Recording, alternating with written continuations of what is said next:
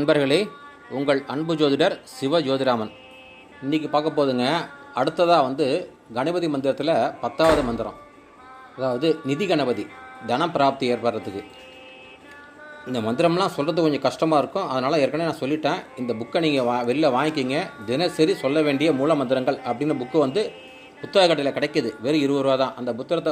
அந்த புத்தகத்தை வாங்கி நீங்கள் பயன்படுத்திங்க. இப்போ அந்த மூல மந்திரம் சொல்கிறேங்க.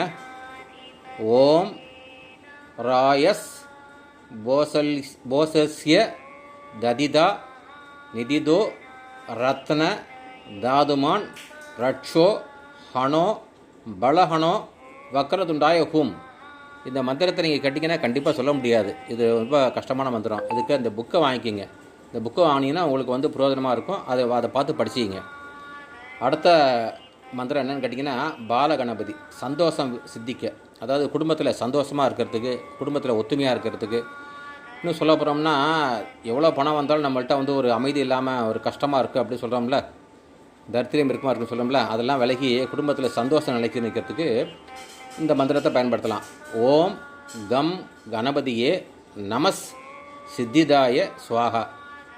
ஒரு வரி மந்திரம் தாங்க.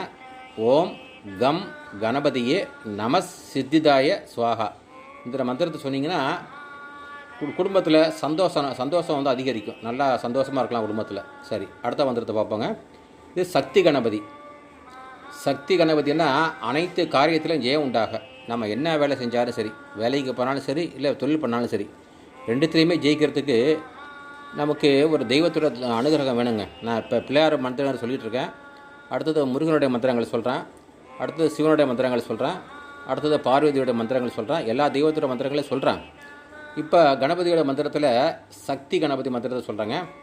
இந்த மந்திரம் முக்கியமாக எந்த காரியமானாலும் அந்த காரியத்தில் ஜெயிக்கிறதுக்கு உண்டான மந்திரங்க அது. இந்த மந்திரம் ஓம் ஹ்ரீம் க்ரீம் ஹ்ரீம் மகா கணபதிய நம. இவ்வளோதான் மந்திரங்க அது. இந்த மந்திரத்தை நீங்கள் சொல்ல சொல்ல குடும்பத்தில் உங்கள் வாழ்க்கையில் வெற்றி மேலே வெற்றி கிடைக்குங்க. எல்லாம் சொல்லுவாங்க, நமக்கு அதிர்ஷ்டமே இல்லை, துரதிர்ஷ்டமாக இருக்குது அப்படிம்பாங்க.